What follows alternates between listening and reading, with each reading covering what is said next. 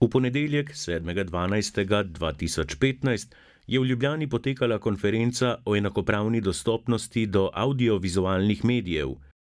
Namen delavnice je bil pridobiti mnenje raznih državnih institucij in strokovnjakov o tem, kako zagotoviti dostopnost televizijskih in videoprogramskih vsebin za starejše državljane ter osebe z okvarami vida in sluha, motnjami branja, gibalnimi in kognitivnimi ovirami ter težavami v duševnem zdravju.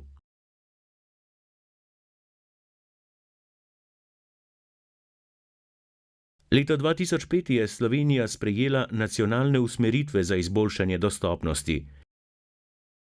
Svet za elektronske komunikacije Republike Slovenije v svojem poročilu ugotavlja, da v 10 letih ni bilo storjeno toliko, kot bi lahko bilo, oziroma bi moralo biti storjenega na tem področju. Zato je treba najprej ugotoviti, kakšno je stanje, kdo so tisti glavni akterji, ki morajo kaj delati. Potem tudi mogoče neke pomanjkljivosti v zakonih, ki jih je manj, kot zgleda. Mogoče je problem, da so razpršeni, da so pristojnosti in odgovornosti razpršene. Mogoče bi morali določene stvari bolj fokusirati v en organ, mogoče prenesti pristojnosti, da bi bilo bolj učinkovito. In to je treba predstaviti potem ministrstvom pristojnim, mogoče vladi, da tudi te spremembe, ki so potrebne, naredi. Problem je tukaj v bistvu v regulaciji tega, pa v nadziranju, inšpekcijskih nadzorih in teh zadevah. Tu pa je razpršeno med več inšpektoratov, potem AKOS kot regulator, ima en manjši nabor aktivnosti, pristojnosti sedaj, in to je treba v bistvu ukrepiti, da se več pristojnosti prenese na regulatorja. To je v bistvu bila ključna ugotovitev, ki smo jo ugotovili v tej analizi. Invalidske organizacije so s poročilom Sveta za elektronske komunikacije nadvse zadovoljne in se strinjajo z vsemi ugotovitvami. Mislim, da je to eden najboljših dokumentov, kar sem jih kdaj imel v roki v Sloveniji, ker je odlično analiziral stanje zakonodaje, dosežke oziroma vse tisto, kar prinašajo antidiskriminacijski zakoni. Še posebno mi je všeč, ker ima to mnenje, posebna priporočila vsem inštitucijam, ki so pravzaprav akterji oziroma deležniki v tem procesu izvajanja enakopravne dostopnosti do vsebin. Lahko spodbuja, se pravi, akterje, izdajatelje audiovizualnih vsebin, da bojo hitreje delali razvoj in prišli do enakopravne dostopnosti. Nam je okno v svet, mi komaj čakamo, da bomo lahko enakopravno oziroma polno gledali programske vsebine vseh televizijskih postaj in da bomo sploh lahko uporabljali internet. Tudi zakonske osnove, recimo regulacija, kot smo slišali, je še marsikaj za postoriti, ampak za to konferenco se je pravzaprav tisto bistveno začelo in tudi ministrstva so opozorjena na te probleme in mislim, da je čas, da naredimo nekaj na tem področju. Zakonodaja na tem področju zavezuje tudi naš nacionalni medij RTV Slovenija. Ta že vrsto let skrbi za dostopnost programskih vsebin, ki so prilagojene tudi invalidom. A kot pravi generalni direktor RTV-ja Marko Fili, so priporočila Sveta za elektronske komunikacije preobsežna in jih kratkoročno ni mogoče uresničiti.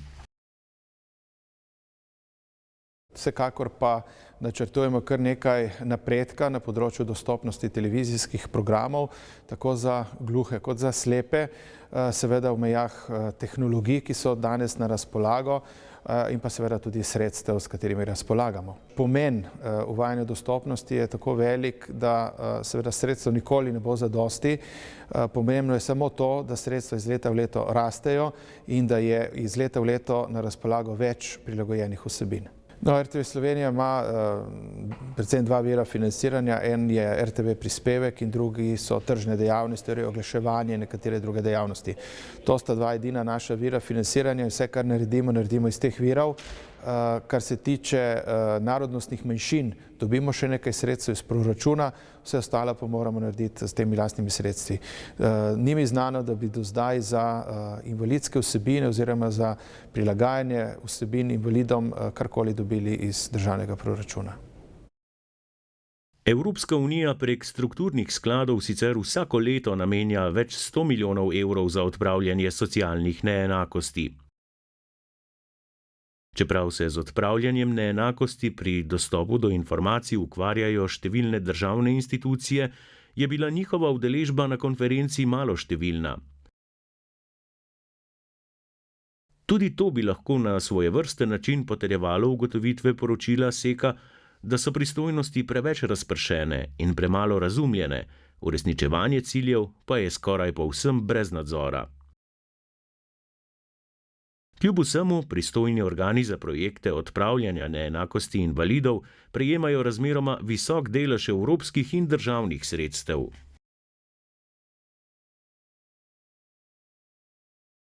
Ministrstvo za kulturo že ves čas spremlja dogajanje na tem področju, predvsem z tega medijskega stališča, ki ga tudi sam predstavljam.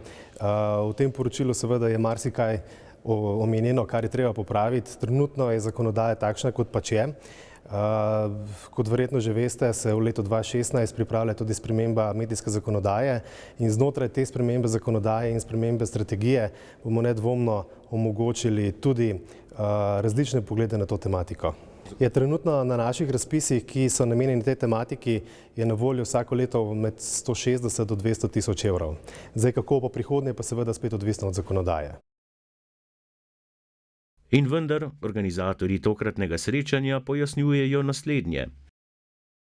Namen današnjega dogodka ni iskati krivce, zakaj je dostopnost elektronskih komunikacij slaba, ampak poskušati na eni strani identificirati rešitve, predvsem ali pa tudi s tem, da vidimo, kakšne so dobre prakse v drugih državah, kako je uspela naprimer Katalonija, ki je tudi država z jezikom, ki ga govori relativno malo ljudi, uspela doseči izjemno visoko stopnjo prilagojenosti elektronskih komunikacij, televizijskega programa v svojem lastnem jeziku. Katalonija je zgodba o uspehu, zato ker je bila pri tem politična volja, ker so bila pri tem sredstva. S tem, da tu ne govorimo zdaj o nekih sredstvih, ki so astronomska. To je v okviru gabaritov, ki so v Sloveniji povsem realna. Tu so že namenjajo sredstva za dostopnost. Tako da ni nekaj, kar bi bilo neizvedljivo. Do zdaj je bila praksa taka, da si zastavijo neki zelo ambiciozni cilji, čez 10 let jih bomo pa gledali. In potem čez 10 let ugotovimo, da praktično te cilji niso bili uresničeni ali pa v zelo majhni meri. Tako da eno od priporočil po današnjem dogodku bo, da si zastavljamo mogoče bolj realne, če tudi manj ambiciozne cilje na krajši časovni rok in potem v tem krajšem časovnem roku analiziramo, ali so ti cilji bili doseženi ali ne, če ne, zakaj ne. Naši sogovorniki, domači in tuji, so bili istega mnenja v najmanj enem dejstvu. Vsi zatrjujejo, da tehnologija za odpravo neenakosti pri dostopu do informacij že obstaja. Vse pa je odvisno od politične volje.